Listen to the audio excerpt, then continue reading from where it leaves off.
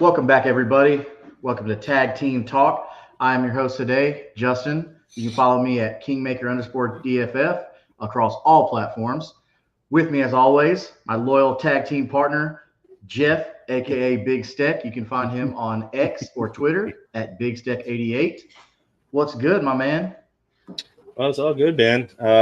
Been kind of a couple busy weeks, some late days, but we're back, and I'm excited to talk about the last week, maybe even touch down on last week's, but mostly on this week. I'm excited. It was a couple of good shows. Yeah, this week they're out in London, across the pond. So we got SmackDown and Raw in London this week. One more stop on the way to WrestleMania, and then we're there. It's a jolly good time. Yeah, cheerio.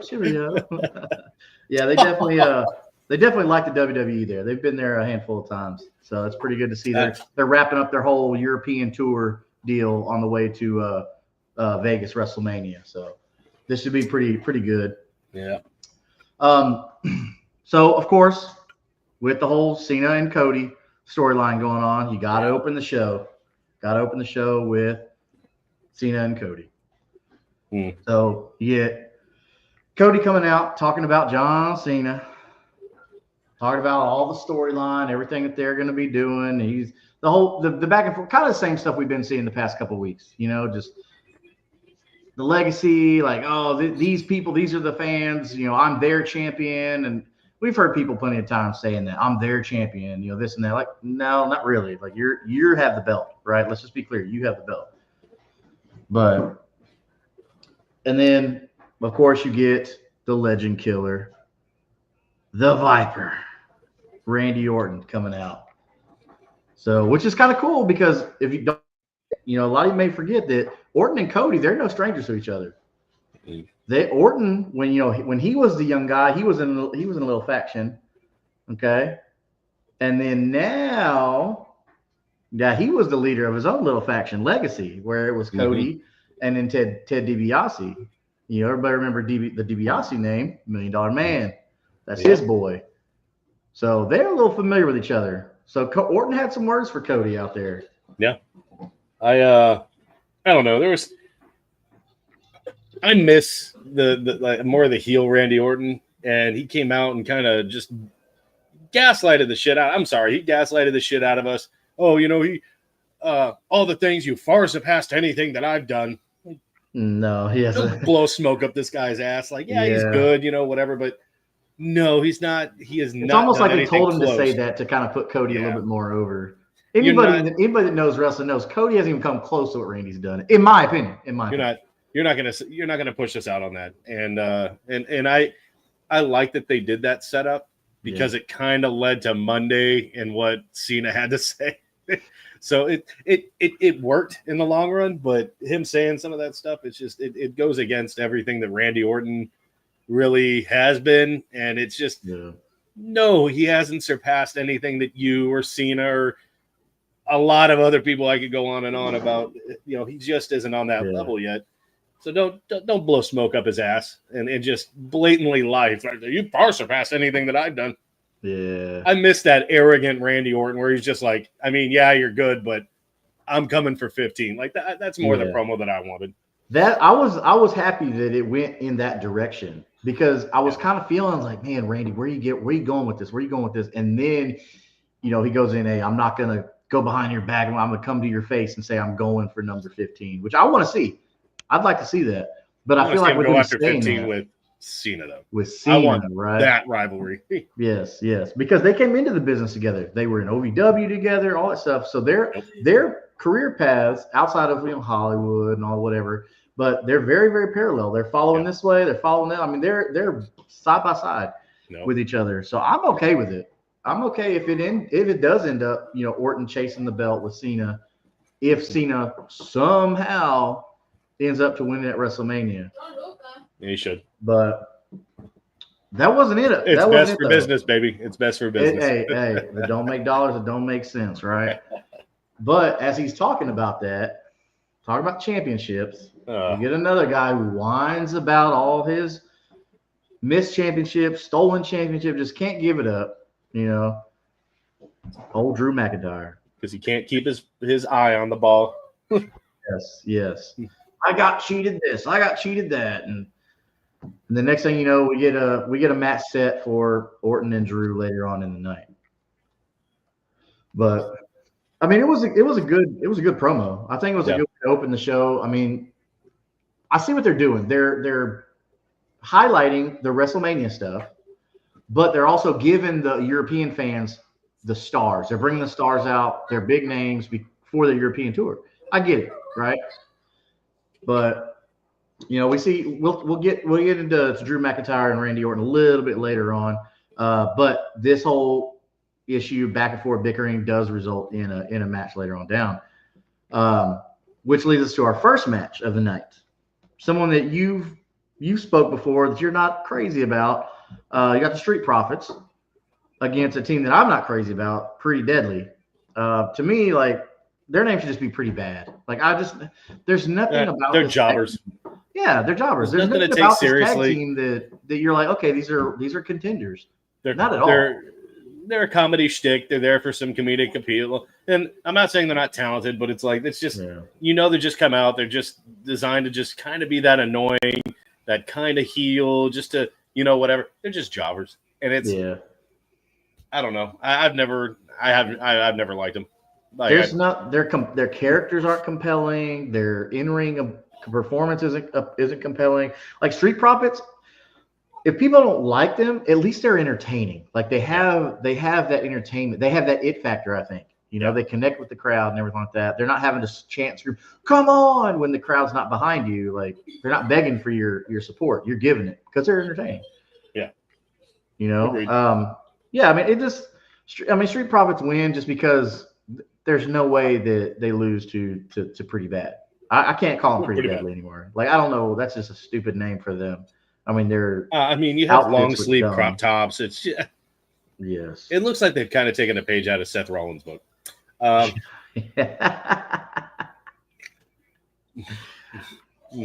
but that's not the only tag team action though we got. We got on SmackDown. They like your boys. They like tag team talk. That's why we got a lot of tag team action on SmackDown. We got a little backstage talk. The short ones. We got Caden Carter and Katana Chance. And I don't know if a lot of people remember them, but they were in the Mae Young Classic a handful of years back. Which they were tag team champs for a little bit. Yeah, they're chopping it up with Zelina Vega, another short superstar. But people may not know though about Katana. Was it? Do you know who Katana is? Do you remember her? Not really. She doesn't seem familiar. So there was a show. It was actually pretty popular for a while. It's called Ninja Warrior, American Ninja Warrior. Remember that, where they had the obstacle course? I remember the show. Yeah. So she was her real name was Casey Catanzaro, and that's where she really got famous. Super, super big athlete. I can't say big athlete, but very, very good athlete. Very athletic. Very athletic. She actually completed that course, which is I think only a handful of women have ever completed that course before. Nice. So. Another fun fact, she was actually Ricochet's ex, if you remember Ricochet. Another great gymnast, athlete, just a real high flyer. But anyway, so we get the super athletic Katana and Chance versus the secret Hervis. Chelsea Green's, secret Hervis. I guess that's their official. The presidential United States. Yeah. I guess that's their official name now, the Hervis. It's amusing. I don't know. Yeah. I mean, but it's so weird to see a former NXT UK champion in Alba Fire now like a sidekick, because she was pushed as like a prime name in the UK, in NXT UK. Yeah, now she's just a sidekick. Unless if she's trying to like manipulate her way into the title picture, right? I don't see her as actually playing second fiddle to Chelsea Green. No. And then Piper Niven, like, I feel like I'm not a fan of Piper Niven because, one, she doesn't have like the charisma to me, and just she's got that. I mean, she's a big person like Nia Jax, but it's just the athleticism doesn't seem like it's there yet. So hopefully we can get more from her. But we get Carter Katana against the Secret Hervis, and it really was. I didn't really think much of this match. What do you think? I had honestly kind of forgotten about that match. Yeah, there was nothing in it that really other than Chelsea Green coming in and attacking at the end. Yeah. That was it. And then Zelina Vega coming out and also getting her ass kicked. Yeah, that plan didn't work. You thought you were going to come out, help your little shorties out, and then she's like 4'7" and 80 pounds. Yeah, what are you doing? Whatever, dude. Yeah, Chelsea Green. I mean, Chelsea Green is actually. I'm glad that she's finally getting pushed because in the past she actually in the Indies she was a huge star. And people remember Zack Ryder. If people remember the Intercontinental Champion Zack Ryder, that's I think he wrestles under Matt Cardona, which is his real name, and that's actually his wife. So, but yeah, so the match itself was very underwhelming, but I wasn't really expecting anything anyway. I think I just wanted to filler, exactly. It's just filler. But yeah, and I mentioned earlier about people screaming "Come on" whenever they're in the match because they're just dead. That's Zelina Vega every match. Yeah, every time she hits any move, come on, and then 4 people, yay. Yeah, there's just you're not invested, and if you have to do that, then that means you're doing something wrong. Let's be honest. The crowd at that point, it was like pee break nacho time, or like potato and beans or whatever the fuck they eat over there. I don't know. But little blood sausage and but what's cool though is after that we get a nice little promo of this year's Hall of Fame. So not only is the WWE inducting superstars or factions anymore, they are inducting for the first time ever their first match. So now matches will be inducted in the Hall of Fame. So some of these legendary ones, like Undertaker, Mankind. This one here I think is a really good one. Okay, because you got Stone Cold Steve Austin, Bret Hart. Won Stone Cold to this day. He never submitted. Bloody mess, everything. The iconic, just him, just screaming in pain, blood dripping from his face. So I don't know. Do you think that should be worth the first induction as a match in the Hall of Fame? Yeah, and I feel like this is leading up to a question. So if you had to pick a match, and match that you were around for, one that you can't go all the way back to Ric Flair's first year, you know what I'm saying? Something a match that really stands out to you that you're like, dude, that's the match that I remember. And I'm wondering what you would induct. So I would have to go with. And I just thought of this question, so I'm drawing. I like that. I like that question. We should definitely hit that in the end. So that'll actually give a good segue to all the viewers. Let us know what match you want to go in and see if it's the same one as us. So at the end of the show, we're gonna talk about what match we want to see in the Hall of Fame, and let us know what you want to see in the Hall of Fame, and we'll talk about it. That's a good one. Thank you. I didn't even think about that.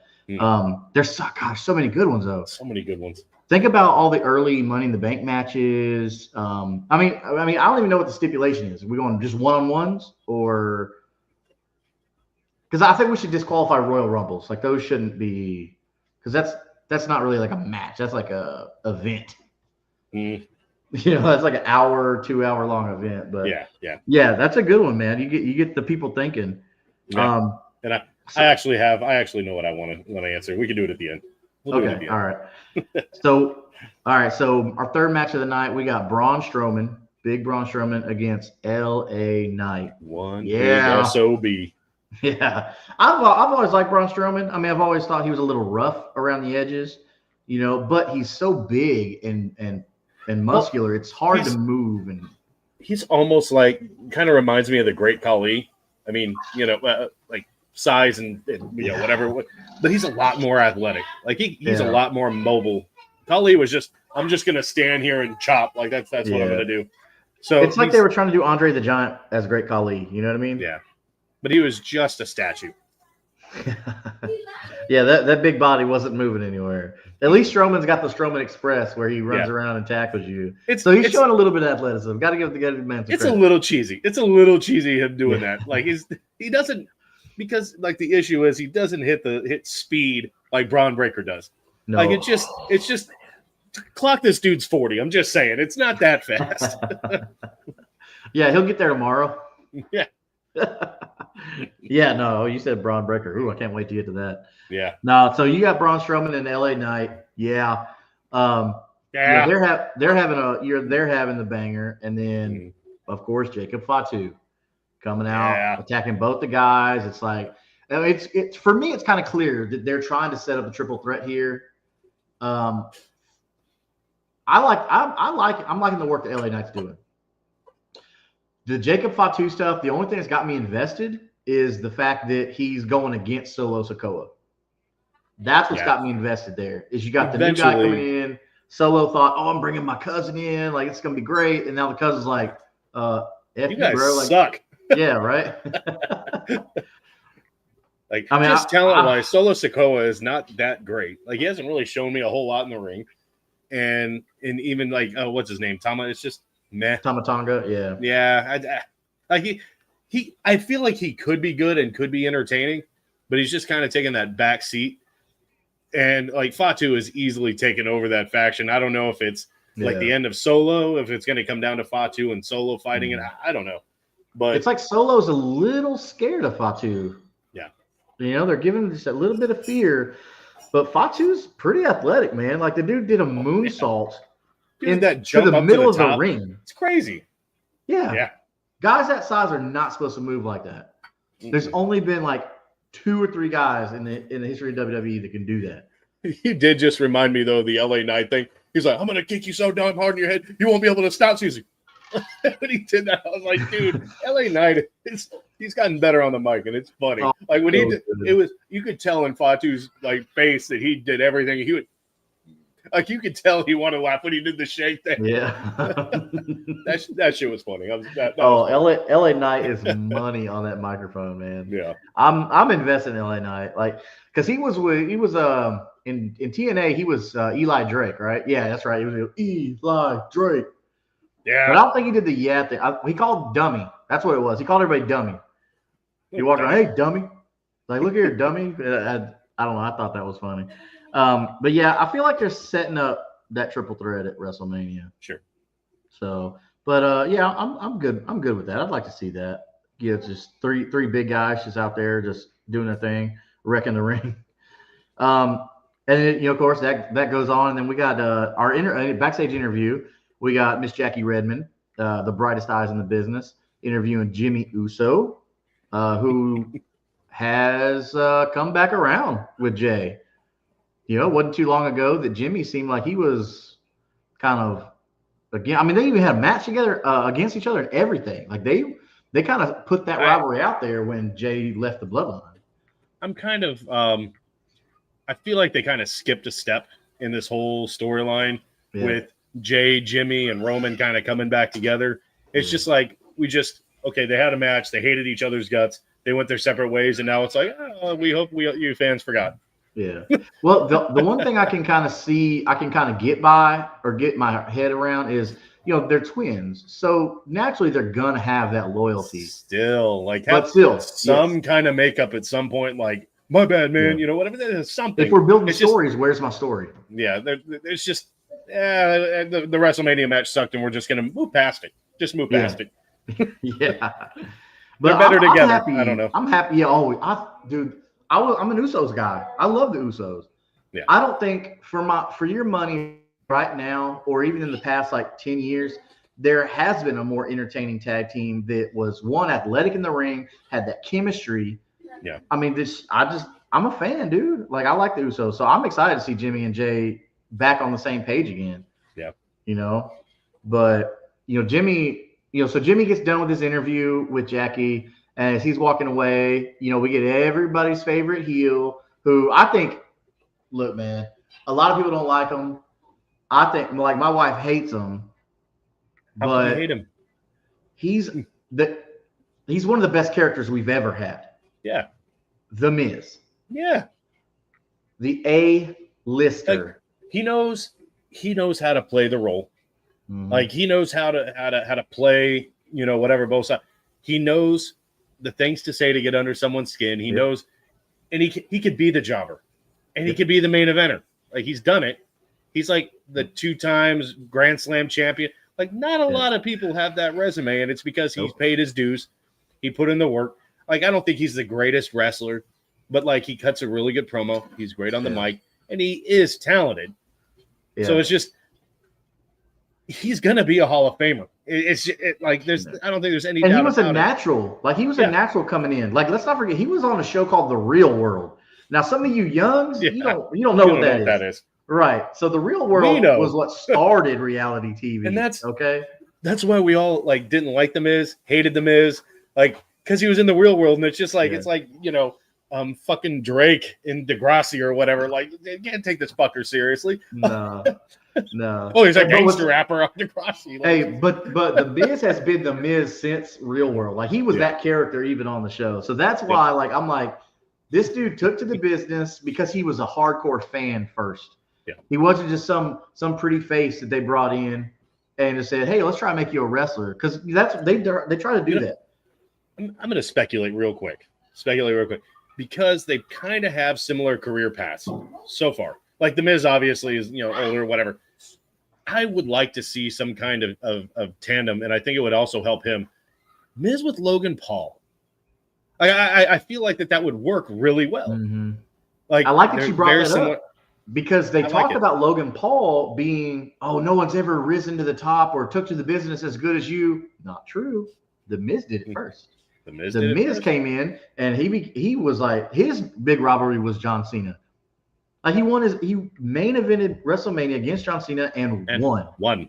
As, like, not a veteran. Like, and he was not in that long. I don't want to hear shit about Cena not putting over people. This motherfucker lost to The Miz in the main event at WrestleMania. Yes. Don't tell me he doesn't do it. Mm-hmm. This was a long time ago. Right. When he was wearing like the bandana and the fedora and like that Miz. People don't even, like, the youngs don't even know that Miz. Nope. But to put over that one, I like, for when you compare, like, whoever is taking to the business better, it's The Miz to me all day. It's to me, like, his character has got to be a Hall of Fame character. Like, like, in Logan Paul, like, he's really good in the ring. Like, surprisingly, like, he's taken to the bit. His mics are very, like, it's very scripted. There's no like natural flow to the things that he says. Yeah, but the shit that he does in the ring is like, dude, when he did that jump up backflip thing off the top rope, like that. That shit was great. Even he said, though, he's like, I would never do that again. Like, that shit scared the hell out of me. I did that it. Athleticism. If anything goes wrong, like, you're fucked. Like, but that's like what, remember Enzo Amore? His big thing was, you can't teach that. You can't. That's just natural ability. But they got The Miz teaming up with Carmelo Hayes. So they're over here, they're mocking Jimmy Uso and stuff in his interview. So Jimmy's right there, and Jimmy just straight punks The Miz in the hallway. And it's like something about slapping him or whatever like that. And he just raises his hand. And of course, Miz being the actor, just like, it's just awesome. But Miz, like, got under his skin, though, because he was saying that Jimmy and Jay, they're each other's sidekicks. Like, they can't work by themselves because they're together. Yeah. Which, I mean, we'll see. We'll see how the Jay stuff works, man. They're pushing him. We'll see. I kind of agree with The Miz, though, a little bit. I mean, I know all the Yeet fans, which I like. Dude, I like Jey Uso. I think he's a great performer, but man, I don't see him being a solo guy outside of the Intercontinental title. Man, what does it do? Like, the Gunther he's getting better at the mic. Like, he's really good at his, like, he's getting better. And his ring, his in ring, there's no mat. Like, he doesn't do anything big and flashy. He's just a very technical, good wrestler. That's the only way that I can word it. And he just dominates with power. And they're very different. But Yeet, like, these two are two very different. Yes. And that shit it'd get old to me after, like, it kind of already is. Yeah. Like, it's just funny to see McAfee on the table doing it. Michael Cole with no goddamn rhythm at all. No rhythm. It's funny, but it's like it's a gimmick. It's like Slipknot. Eventually, it's like I'm with you. You're right. You're right. It's fun. Don't get me wrong. It's fun, and that's what they want to see. They want to see the fun. But I don't think that, me personally, now this is my opinion. Let us know in the comments what you think. But I don't think Jey Uso is a WWE champion type outside of just doing the tweener. Because some people don't realize there are tweener champions. Like, if there's setting up maybe Braun Breaker, because that's something we'll get into later, like Braun Breaker. Maybe there's a return coming up. There's been a lot of speculation that there's rumors that Brock Lesnar would be coming back. So, like you said, maybe he's just a placeholder until SummerSlam. Yeah, who knows? But just to give a few months of Jey Uso, give the Yeats, sell some more merchandise. Yeah, because they put the title on people that were veterans, paid their dues before, but really it wasn't believable that they were champion. Like they like with Kofi, he really wasn't like world champion material. And I'm sorry to say it. I'm sorry to say it. I might get a lot of hate for this. Rey Mysterio. Like, he's great with the tag team. He's great with the Intercontinental United States. But really, that whole, like, when he won that match with Mark Henry and Big Show, like, come on. Yeah, that's the fan service. Yeah, because you got to think we had just come off Eddie Guerrero, so that was cool to see that. But yeah, so we go from that backstage interview to another spot backstage where you got the aforementioned Jacob Fatu and Solo and Tonga, where Solo's basically getting in them, say, hey, you don't do that. You let us know this and that, whatever. And then he basically trying to set him straight. But then Fatu bites back and says, nah, like, don't get in my way. Like, I'm doing this. If when it comes to Strowman, like, I'm getting him. So kind of set Solo straight. That's where I'm like, this won't last long. this little love fest ain't gonna last long. But it kind of looks like they're setting up maybe last man standing between Fatu, Knight, and Strowman. Which them three big dudes in a last man standing. Can you imagine that? That could be interesting. That'd be a good one. Yeah.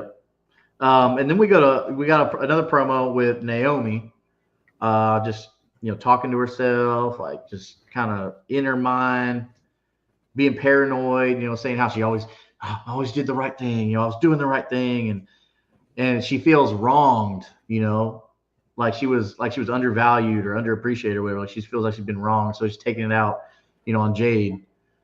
So I'm curious if she's gonna screw over Bianca in Bianca's WrestleMania match, or because they're going to set up Jade and Naomi, like that's the thing. But how this is going to affect Bianca, because Bianca already gave Jade the okay to go beat her ass like 3 weeks ago, something like that. Yeah, that shit was wild. Like, like Naomi just got done calling Bianca an ungrateful bitch. And then Jade comes out, beats her ass, and as she's picking her up with her finisher move, she screams out for Bianca's help. Like, that's wild work, dude. Like, calling someone ungrateful bitch and then calling for their help. Yeah, they're not gonna come help you, man. You just buried them. Like, what the heck are you doing? But Jade, dude, Jade is hell bent on getting her a piece of Naomi at WrestleMania. I'm actually invested in this. I think Jade Cargill is a great athlete. The physique, she's about as close as we're getting to China physically as we've seen in a long time. Outside of like maybe Beth Phoenix. But Beth Phoenix is the last generation. So I don't really count her as, here recently. No. So, but yeah, so we're gonna enjoy a Jade Naomi fight at WrestleMania. So now they got 2 nights to fill. You're gonna have to do that. So I'm looking forward to it. But so we got our next match coming out. We got the previously known as Mia Yim. Now she's Michin with B-Fab. They're still trying to push B-Fab, get her out there in the camera. versus the Queen, the GOAT of women's wrestling, Charlotte Flair. I disagree with the GOAT of women's wrestling. Yeah. You know what? We did our top 5 in men's. Maybe on the next show we'll do our top 5 women's all time. That'll be good. But singles in a real fight, not like, well, maybe not a real fight, but like a realistic, mentally in the ring match. I don't think anybody's 5 is going to be without Trish. Like I'm giving a little preview. I'm putting Melina in there, somewhere in there. Melina? Yeah. Okay. I'm doing it. Yep. Yeah, if some of you youngs don't know who Melina is, look her up. Like the splits that she did on do the yourself ring, the favor. The scream. You're welcome. God. Yeah, you're welcome. you do yourself a favor and look at it. And then I remember one time she did the thing, her entrance to the ring, and she actually fell off the back, laughed it off, and then did it again. Hey, there you go. Hey, laugh at yourself. That's fine. Yep. I mean, we're gonna laugh, so you might as well. I give her credit for that. But So we got Michin with B-Fab. They're still throwing the B-Fab out there for some reason, but kind of sad, man. Like there was no reaction for Michin and B-Fab. Zero. I mean, it was dead quiet. It was kind of sad, actually. But Naomi came out and was attacking Michin and B-Fab before the match. And then Jade, so Michin's all hurt now. And then Jade comes out, of course, because Naomi's there. So Jade's going to come get Naomi. And then they run away. Naomi she runs like the heel. I'm sorry, but if there's ever a fight between, what's her face? Was it Jade and Charlotte? Naomi? Oh, Charlotte. Come on. Dude, Charlotte has no muscle anymore. She's a twig now. So it's like with the knee injury she had and her divorce with Andrade, it's just like she's skin and bones, man. It's hard to take her seriously as a competitor. At least before, when she had her feud with Rhea Ripley, you're like, okay, Charlotte is like formidable.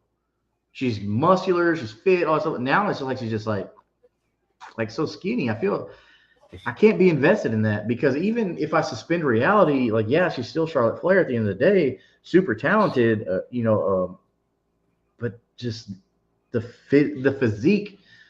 It's like, man, dude, she can't beat, who's she gonna beat? It's like Chelsea Green, but with like it's just like, but there's no figure there either. Like, right. It's all. I mean, she's super toned, but it's like she lost so much mass that helped her character out. Yeah. But yeah. So anyway, so Charlotte, she comes down, and her and Jade have a little eye contact there. So maybe they're foreshadowing a little bit. Maybe a Jade Charlotte run there, which would be kind of interesting. But like you said, I don't see that. I don't really. She's gonna have to put some muscle on. Suspend belief again. Right, you're gonna have to suspend belief and just say, okay, Charlotte. But yeah, I think they're foreshadowing a little storyline there, which I'm cool with. But Michin, I think her character needs a strong faction. Like I think she should be in the Judgment Day, not Carlito. Or, I mean, Raquel's there, but I don't know. I think Michin needs to be with somebody right now. I feel like that faction is quickly. Yeah. There's going to be something to where they're going to. I don't think they're going to make Backlash. You can tell that none of them care about each other. Like, they're just dogging, shitting on each. Like, yeah. It's volatile. And, as soon as, if Finn Balor gets that push, he wins that title. Right. That's going to be the end of it. Yeah, and I always felt bad for Finn. He got injured after winning the Universal title, and it's like, man. So, like, he has a reason to be pissed off, but he's had chances to win it back in the past. Yeah. All right, so we get to Charlotte. She beats Michin, who was already previously hurt coming into it because of Naomi, but wins with the figure 8. Then we go backstage again. Jackie Rebin, brightest eyes in the business, talking with Tiffany Stratton, who they are pushing hard to be like kind of the new Trish Stratus, if you will, which is funny because they just did a show together where her and Trish were tag team partners. They were actually that was the Toronto show, wasn't it? They were in Yeah. Canada. Yeah, so that makes sense. Using the hometown Trish, that's fine. Yeah. But anyways, so they're talking about Charlotte, and because Charlotte and Stratton are gonna face each other at WrestleMania, which this is gonna be interesting because Charlotte ate her lunch a week prior to this when they did their kind of video conference promo or whatever, and dude, Charlotte asserted dominance in that promo. And you could tell Tiffany Stratton was just sitting there like, I don't know what to say. So they definitely coached her up on this, I feel like. Yeah. But it'll probably be a long time before they have a face-to-face kind of promo off, if you will. Yeah. This just wasn't fair. Charlotte just shredded her to pieces. But she came back strong. I mean, I think Tiffany did okay, but you could definitely tell they coached her. It was scripted, and Jackie was helping her out. I mean, I don't know. What do you think? You think Tiffany can get better on the mic? I think so. I mean, that's really the only thing that she's really lacking. Like, she's very talented in the ring. I mean, I just wish they'd stop blasting her so much makeup, but she's good in the ring. Like, she really is. Like, she's very talented, and they just need to work on her mic skills. That's it. And I think once they start getting her to deliver some good promo, she has a good future. Yeah. Which, I mean, the mic skills can be developed easily. Yeah. That shouldn't be a problem. I mean, Roman used to be horrible on the mic. Yeah. I mean, just atrocious. Oh, man, Cena annihilated him that one. And now, you'll find it's not bad. You'll find he's actually getting kind of funny. He's getting kind of funny, which we'll talk a little bit about that. Yeah. But yeah. So after that, of course, we talked about. Oh, yeah, exactly. Then we get Orton and Drew, like we talked about in the beginning, how they set that up. So here's some little accolades.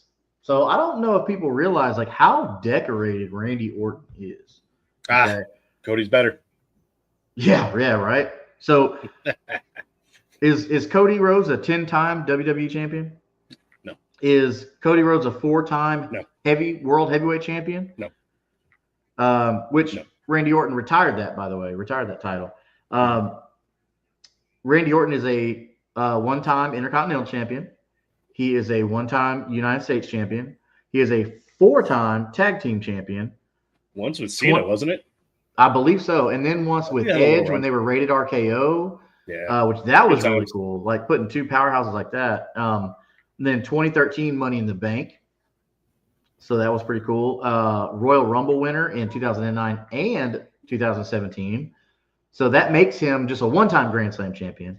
So not a 2-time like The Miz, but Right. He's not as good as The Miz. Right. But The Miz ain't a 10-time WWE champion either. So that makes 14 total world championships. Hey, that just means that Randy Orton lost it more times. Just saying. I mean, yeah, technically, if you're 14-time, that means you lost it. But yeah, so 14-time champion, and you got him versus Drew McIntyre, the crybaby of all crybabies about all the titles that he's been screwed out of. Whatever, keep crying, Drew. I don't know what do you think about Orton versus Drew? Like, are you invested in that? It's just kind of filler and stars? Yeah, putting 2 big names together. Yeah, I'm with you on that. Maybe it's probably going to be like another filler WrestleMania match too, just because it's Orton and Drew. Not that Drew is comparable to Orton. I'm not saying that at all. So y'all don't. Wasn't it Orton and KO?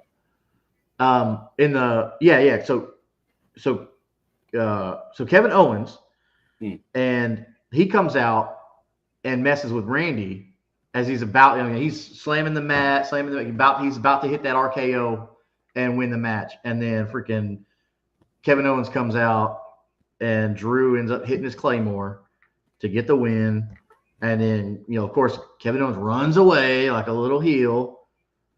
But it's so funny. It's like I heard somebody say one time. It's like when you run in, to save somebody, you run into the ring, and then you have the ropes.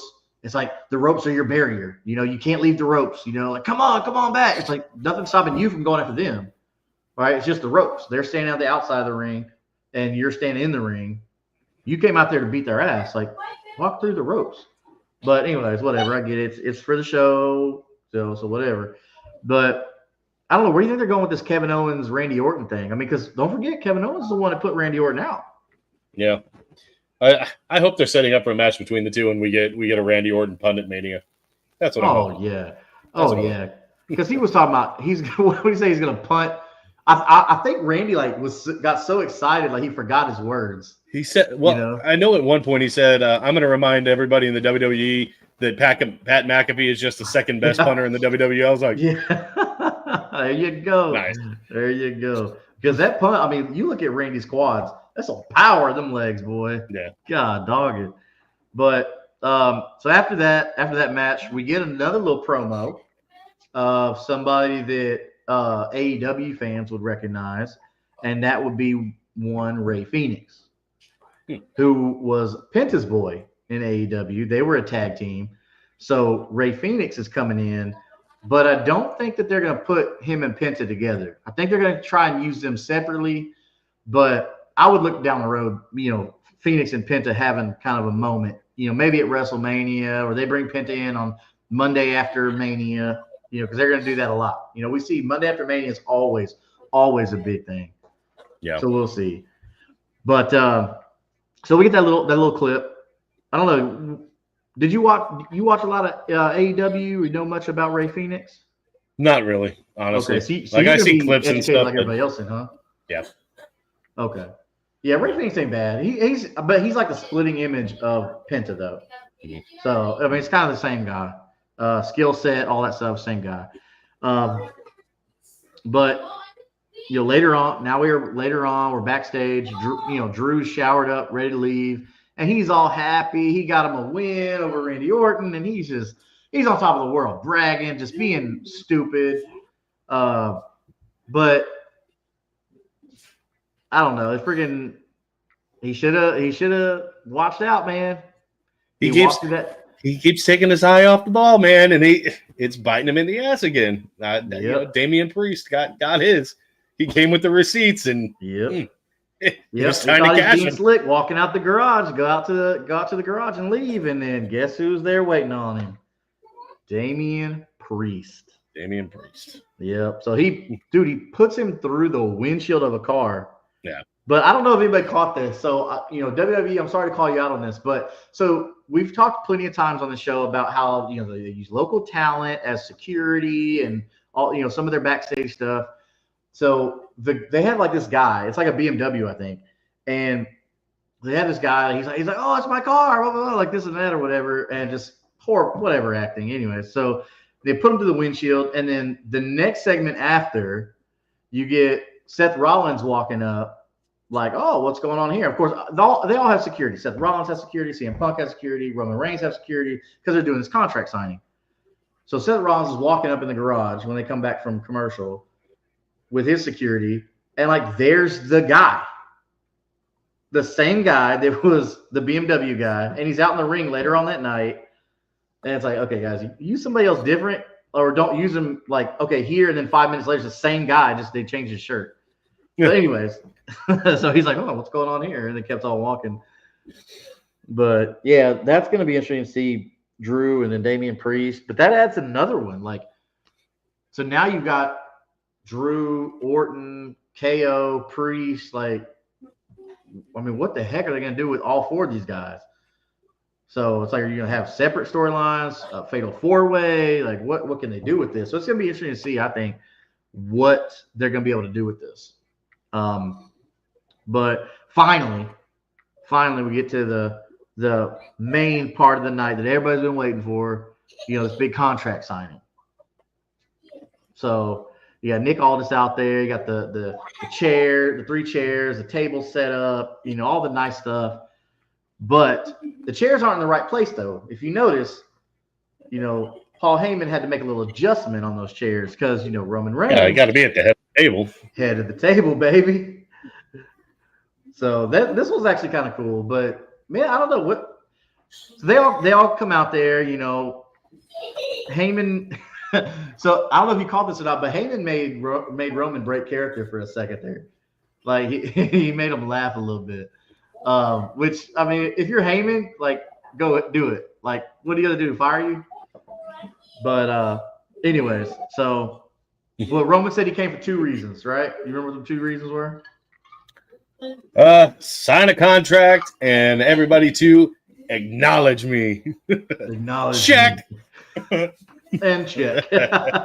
Check. That's where I was talking about earlier. Like Roman is getting so good on the mic, man. Like he's getting good. But he's working with Paul Heyman. You can't not get better with Paul Heyman. That's why I think it's time for Paul Heyman to take on somebody else too. So that's gonna be cool. But Paul, just like CM Punk, Paul Heyman had that relationship. And it seems like it's all coming full circle now with this favor. He's looking over this contract, he's looking for something, and you get Paul Heyman on a knee saying, I know what you're looking for, and it's in there. Come to find out, CM Punk, for the first time ever, is going to close out WrestleMania. I didn't realize that. I didn't realize Punk never main evented WrestleMania. I honestly didn't know that. It should maybe be a night 1 close. You think it's going to be night 1? You think this is a night 2 closing match when you've got Cena heel against Cody Rhodes for the WWE Championship? Gunther and whatever will probably be like the second to last match night 1. And this should close night 1. Well, it's Gunther and Jay. This should not be closing night 2. Yeah, Gunther and Jay is not going to be. They're not night 2. No, I'm saying Cena and whatever will be. They should close night 2. Yeah, if this match closes night 2, I'm like it'll already be shit. That match needs to be. It should be closing night 1. Gunther and Jay should probably be the match behind it in night 1. Yeah.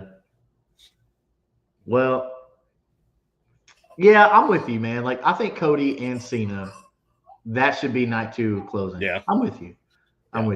But to close out night 1 is still not bad though. No. But I didn't know. I didn't realize that. No. But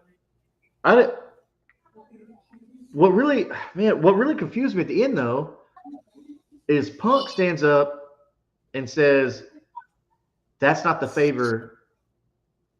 And because Roman, he was bragging, oh, this is what I do. You're in there because of me, and I put you in the main event, and this and that, and like just super big headed.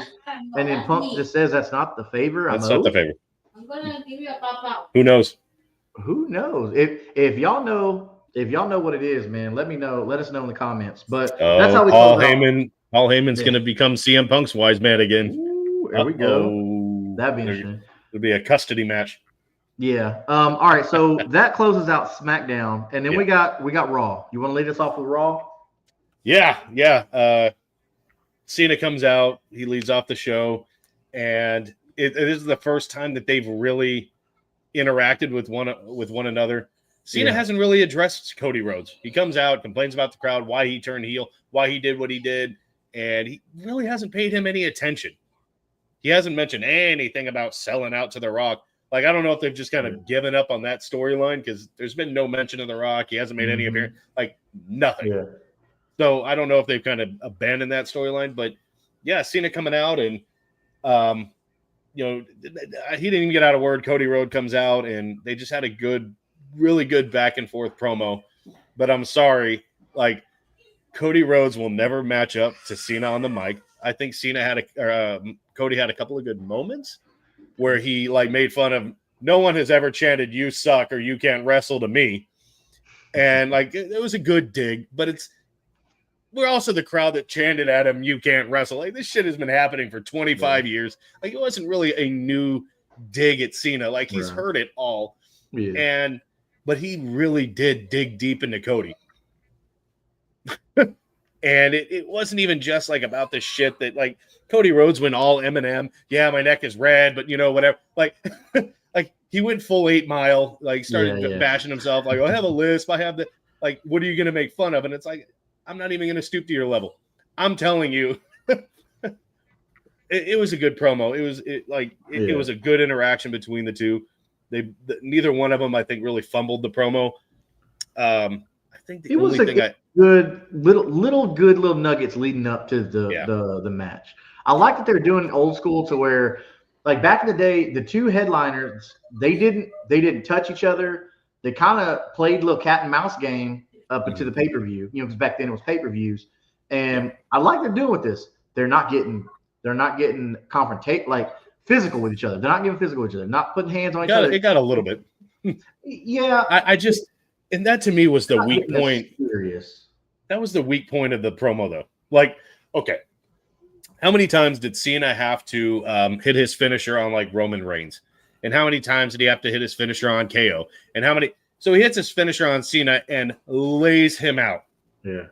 Like he just took a Superman punch and a spear from Roman Reigns. Like he was fresh, hits the one move, and Cena is it was a way oversell. The big sell job, yeah. Yeah, it was a 100%. Way oversell. That was probably the weak point of the promo to me. But like on the mic, Cena definitely like won that one-on-one, but it was still good for both of them. I mean, on the mics, like there's not that many people better than Cena. Mm-hmm. There's a small group that are just amazing on the mic.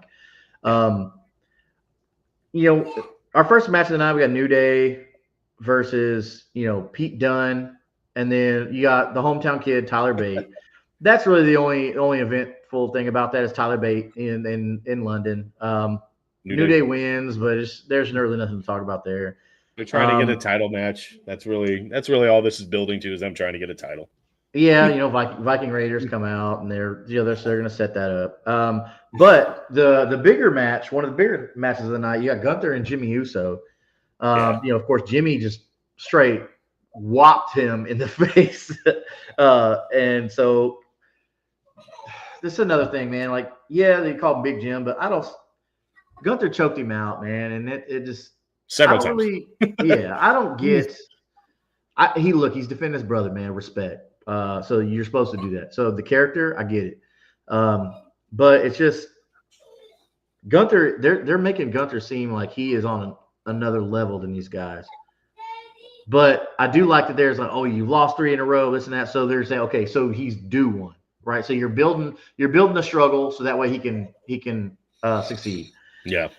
Bro, Jay got zip tied while to the ropes while Gunther's just beating his brother's backside, man, like just bloodied up and rub Jimmy's blood all over. Like this is some gladiator shit, man. Dude, I mean, I was impressed. I was like, dang, man, they're really building Gunther up with this stuff. But I mean, there was nothing Jay could do. He was desperate. So we get the next match of the night. Go right into Penta and Braun Breaker teaming up. It's a weird after combo. Penta had just said, "Hey, I'm coming for the IC title," and now they're tagging up against the Judgment Day, which whatever. I don't know. It just seemed like a spot fest. Everybody was getting their stuff in, hey, all right, Braun, you get your spear. Penta, you get this. Just I don't know, man. I'm not. Finn hit coup de grace to win, but that's because Breaker accidentally spears Penta. Yeah. Because Dom is distracting them and all that stuff like that. And of course that led to backstage stuff. Penta confronting Braun Breaker, which of course everybody knows an accident, but it's like, dude, watch the replay. Like, do they expect us not to? That's the storyline. Replay back there. That's the storyline. Yeah. They're not going to look at the replay. You meant to spear me, like we didn't all see it. That's fine. Whatever. Yeah, I still don't understand why Carly doesn't Judgment Day. But to move on, lesser important stuff. Chad Gable acting like he's not El Grande Americano, and then a little nugget that I don't know if a lot of people caught, but Maxine Dupree is saying she was been working with Natalya, so maybe we can get a tag team out of that. Because Maxine Dupree's big thing is she's not great in the ring. Natalya is actually really good. She's from the Hart family. And then next we got AJ Styles in the ring. And he calls out Logan Paul, who we talked about earlier is like kind of paralleling the Miz's career. Yeah. And you had some things. What were they chanting? Douchebag. I don't know if that's because they were calling him a lot of stuff. Oh yeah. One of them they did a douchebag chant for quite a while, and I don't know. I don't think that I think AJ Styles. I just don't like him when he gets on a mic. He's just another kind of bland, monotone, whatever. And then you get Logan Paul, who's very scripted on the mic, like that. The promo itself, I wasn't really digging it because I don't these two should really just be fighting. Like they're best in the ring, and that's maybe a few words or like they're holding a mic and then they just start beating the shit out of each other. Like I don't think either one of these guys are great on a mic. Mm-hmm. And it was a while on the mic between the both of them. And it was too long. Yeah. Something that I don't think anybody's really interested in. If it wasn't Logan Paul, no one would care. Of course, Logan Paul's got all the followers and stuff like that. Yeah. But you got to have him involved because he does have all the followers. That's why you brought him in, to bring in his fan base. A new audience, right? Exactly. Hell, my son is invested because they have Prime on the mat, and he knows Logan Paul is it. So, and my son's about to be 10.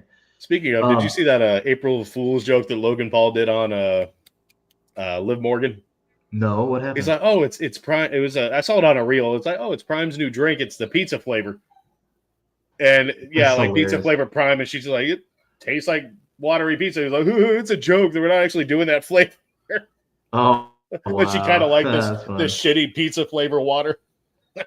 Yeah, trying to put it over. It was kind of funny. Yeah. But, so we get the rematch that Rhea wanted against Io Sky, who I'm not sold on, bro. I'm sorry, I can't. I don't believe Io talented. Sky. Yeah. Should not even be a blip on the radar for Rhea Ripley. Women like her are why they made the Intercontinental and the United States title, because it's just not believable that she would compete with a Rhea Ripley. Have her against Chelsea Green. Yeah. That makes more sense. Not a dominant force like Rhea Ripley. Like, I think for your money, like Rhea Ripley's at the top of the game right now. Like, we need to be seeing Rhea Ripley and maybe a Jade Cargill at SummerSlam. I think that would be phenomenal. Yeah. But I don't know. Cakes. Yeah. Hey, there's you shut up, Mickie James. Yeah, Mickie James. Oh my God, bro. Okay, so here's the thing. So Mickie James has no room to talk about how, superstars, butt cheeks are hanging out and it's distracting and all this stuff. Like, hold on. First off, I jotted down a few names of ladies that, they have the provocative outfits, the ring gear. And for me, I think all of these, so Rhea Ripley, okay, Jade Cargill, Tiffany Stratton, even maybe former Charlotte, maybe not so much Skeletor Charlotte, Liv Morgan. I think Liv Morgan has surpassed what Mickie James has done. These are people that, and even Alexa Bliss. Let's even go Alexa Bliss, even though hers is a little more conservative. But all these aforementioned superstars. Oh, then you start looking at was it not TNA? Jesus, with Jada Parker and stuff like that. Like, NXT. NXT. Yeah. Jesus, thank you. So, what I was getting at is just, so those are just the ones that they dress in the way that Mickie James says is, it's distracting and this and that, but they have already surpassed what Mickie James did in WWE. Right. So you have nothing to talk about, Mickie James. So shut your mouth, enjoy your free money, be in a Legends contract. And look, all I'm going to say is there are, movie studios and stuff. I'm not going to name drop here, but when you have a target audience, okay, I'm just going to do it like Star Wars. You have a target audience, and when you do something and then proceed to say something that shits on that audience, and then blame them because they didn't go view your product, you are Mickie James shitting on the audience that watches. I mean, we want to see good wrestling, we want to see talent, and we want to see, and it's the whole, like, NBA. If you've ever seen a halftime show, cheerleaders in the NFL have been a thing forever. Yeah. That's your target audience. I mean, we don't want to see butt cheeks. You shut up. We are the audience. You think these 10 to 15-year-old kids have money when they go to your show? No. Dad's buying the ticket. Dad's buying the popcorn and the T-shirts and all that stuff like that. Like, look, man, like, the way I see it, like, these are professionals. They know when they design their outfit, because it's not like somebody says, "Hey, wear this." That's no. They design their outfits. They know what they're doing. Let them. You mind your business, Mickie James. Let these female superstars go out there and do what they're doing better than you ever did. Hey, mind your fucking business. Shut up. I mean, right. If it wasn't for Trish Stratus, Mickie James would still be like whatever her dumbass name was in TNA.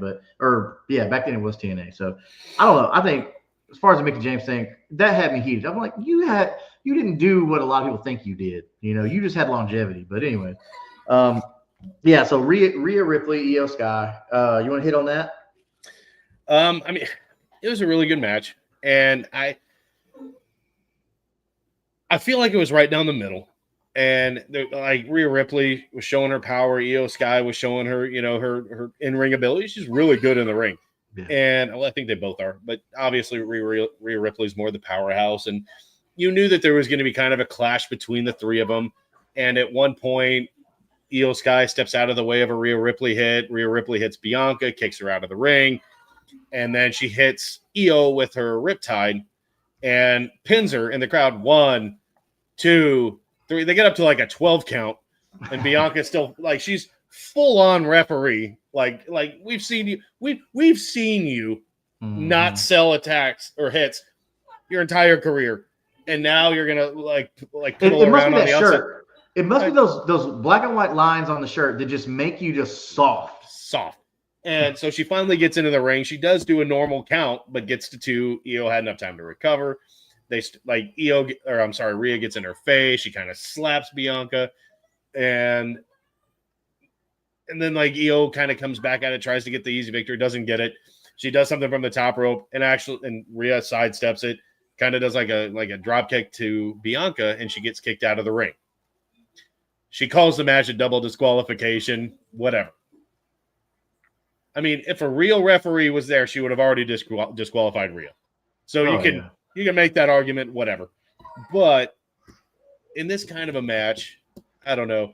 So it was a double disqualification. Rhea proceeds to lay waste to both of them, and the show closes with Rhea holding the women's title. Yeah. So it seems like they just took a really long roundabout way to finally do the goddamn triple threat, which is what they should have just done from the beginning, but you kind of had to build it up. I get it. You're trying to build the story. But we all saw it 3 weeks ago that this is the direction that they were going. Yeah. I'm hoping it's not going to be one of those situations where like Rhea and Bianca are so focused on each other that they forget about Io, and they get knocked out, and Io basically just pins somebody and wins. Like that's gonna. Yeah. I don't know. I'm not invested on Io as a champion. We talked about that earlier, but that's just me, bro. So to close out the show, we get another Cody Cena showdown. Mm-hmm. So you get Cena coming out there in the London, like the red and the blue outfit. The last time is now, all that stuff. And then him and Cody, they actually put hands on each other this time. Mm-hmm. So I don't know. What did you think about the Cody John Cena whole interaction this time, where they actually got physical with each other? I don't know. I feel like they should have just kept it to the mic. They kept it to WrestleMania. Yeah, I mean, they already did the little dance around each other the whole time. So yeah. And there's not much longer to go. Like we're already in April. There's a couple of weeks left. Yeah. I feel like a couple more hot promos. I would like to see, and it doesn't seem like he's going to. I don't know if Cena's filming a movie or something right now, so he can't really have a match just in case. Yeah. But it would be nice to see, just to see a fight. But I don't know. I don't really like that it was Cody. Really? I don't know. Yeah. I mean, I would have liked to see CM Punk, man, because they had such a big rivalry back then, and to kind of bring that back, which I don't think they're going to end there though. Like I think Cena, they're gonna hit the farewell tour. Like I think we're gonna get Orton Cena. I think we're gonna get CM Punk Cena. Like we're gonna hit the highlights. What do they call it? The victory lap. Yeah. We're gonna hit the victory lap. But yeah, that's how they close the show out. We got Cody and Cena actually getting physical over here. If any of the viewers, if y'all have any thoughts on anything about what we talked about, let us know. Let us know about your 5 top female. We'll talk about top 5 female on the next episode. But Jeff, let's while we close the show out, let's close it on what's your favorite match of all time? Yeah, I'm gonna go, and two of the goats, like one of my favorite wrestlers of all time, at least in WWE, had to have been Edge, and I know, like the common answer is Undertaker, whatever. But he's a part of it too. And I'm going to go where because Edge and Undertaker had some amazing matches together. Oh yeah. But yeah, I'm going to go. They had a Hell in a Cell match where it was Edge and Undertaker, and that was fuck man, that was such a good match. Like I know that there was like a match. I can't think it was a ladder match, maybe a Money in the Bank where there was Ed Hardy and Edge. They had some great matches too, but it was just that match with Undertaker and Edge where I was like, dude, this. It's forever engraved in my brain. Like it was such a good match, and just those two together, it's such a weird pairing for it. It just worked. It worked so well. They're both legends. I know that Adam Copeland or Edge or whatever kind of his time ran out in WWE. Yeah, and I don't like it with he's kind of ruining his legacy in AEW. He's not doing anything good for himself. Yeah. I mean, make your money, bro. I get it, money. but I feel like, but he went when before Triple H took over, so I think like you couldn't have waited. I mean, of course, nobody saw that coming, but I feel like there's something to be worked there, Man, so I'm gonna have to go with Stone Cold and The Rock, WrestleMania 17. I feel like as far as two superstars to get the most pop out of the fans, hitting the high spots, just working the crowd, everything like that, I feel like Stone Cold and The Rock for me, WrestleMania 17 is the one. So if anybody's not familiar with that match, go check it out. There's so many other good matches, and I'm curious to see if they're going to bring in another one because don't forget we've got the iconic. Well, it really wasn't a very long match, but Undertaker, Mankind, right? That wasn't a long match, but it was iconic. Oh yeah, you still remember him getting like choked off the top of the cage and through the announcement? Yeah, like everybody knows that moment, that image of Undertaker flying off his man. Like, how did this man not like break his neck and shit doing this? Like, it took some balls to do that. He killed him. He's a human being. Oh, we'll never have another JR. No, but that's our show, folks. I hope you enjoyed our SmackDown review, our Raw review. Join us next week. We'll do it again. The tag team talk is real. You get the world's greatest tag team. You got AKA Big Steck, and you got the Kingmaker himself. Go follow Jeff at Big Steck 88 at Twitter, or X as it is now. You can follow myself. I'm Kingmaker_DFF, as you see right here. I got the TikTok, all platforms. Can't miss it. Jeff and I will be getting together for WrestleMania. It is official. We signed that contract, and shit. So we may even be putting out the little live content. We'll see. So stay tuned. But for Jeff and I, that is us. That's Tag Team Talk, and we will see you next week. All right, y'all be good people. It was fun.